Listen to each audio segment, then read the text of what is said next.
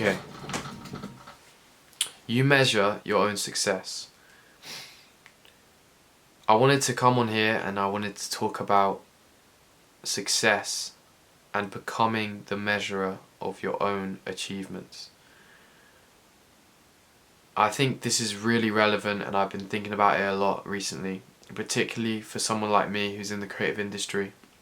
But it's relevant for anyone really, and you can apply it in all realms of whatever you do, and all realms of life. So I want to talk first about a analogy of starting a challenge, and I want to talk about this well-known analogy of, you know, climbing a big mountain, and at the top of the mountain is that goal, it's the achievement, and it's hard to get up there in the way there. You've got to climb up this mountain and you're just waiting, and you know as soon as you get to the top of that mountain you can celebrate your success, and you've achieved what you've wanted to achieve. You've been trying to reach that the whole time. I think this is a way a lot of people look at challenges, or they look at projects even, when they're trying to launch a brand or they're trying to release some clothes, and they're like, I've got to make this many sales, or I've got to get this many likes, etc. But the reason why I brought up this analogy is because who you let dictate what success means is what validates you. And if it's not yourself, you're going to constantly be chasing somebody else's idea of success. Therefore, you will be seeking their validation. I know a lot of people around me, and a lot of friends and people I've grown up with, who their whole lives have been going towards a goal that their parents told them they should do.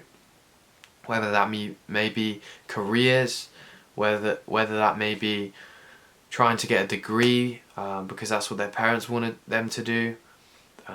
They want them to go down a similar career path to their family, and they're climbing this hard mountain and they're not celebrating those successes along the way.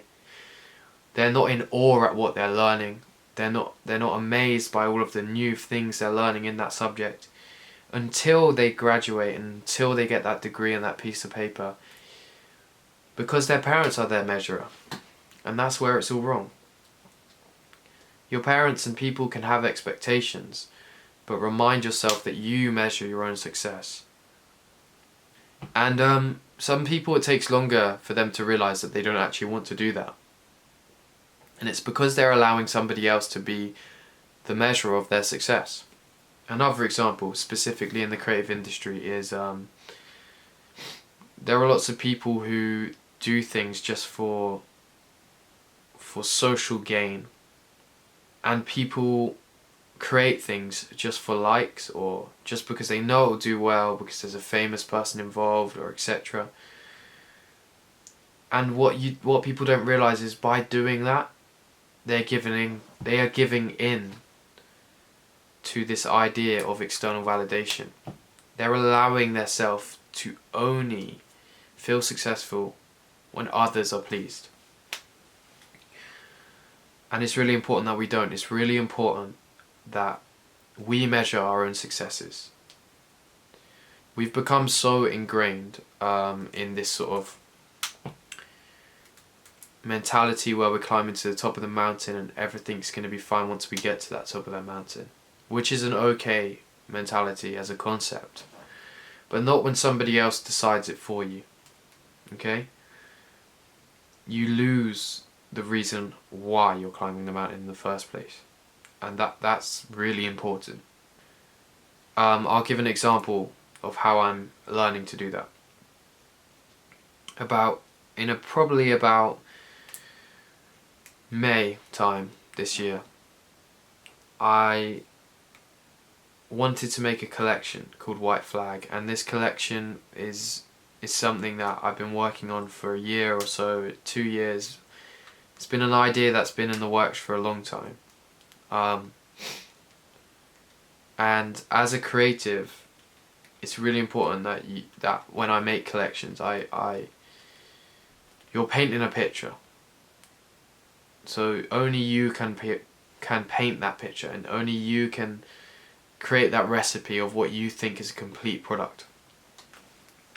And I was doing that. I was building a really strong set of ideas, and then I began to look outside of that picture, which is okay in some regards, you know, there's benefits to doing that, but I started to look about what do other brands call a collection, you know, what defines their collection, or what do their shows look like, what do their runways look like. And then I began to compare, and I began to think, if it's like that, that's when it's successful. So I began to lose my role as a measure of success. And then I began to tell myself, I'll do White Flag collection when my brand's more successful, and when I can pull more people to do a runway event, or when I can afford to mass produce more pieces, or I can get these models involved. No, these things that I've just explained, they are external factors that I've allowed. I began to convince myself that that's what's needed to make that project successful. So how can I apply it? And I'll tell you how.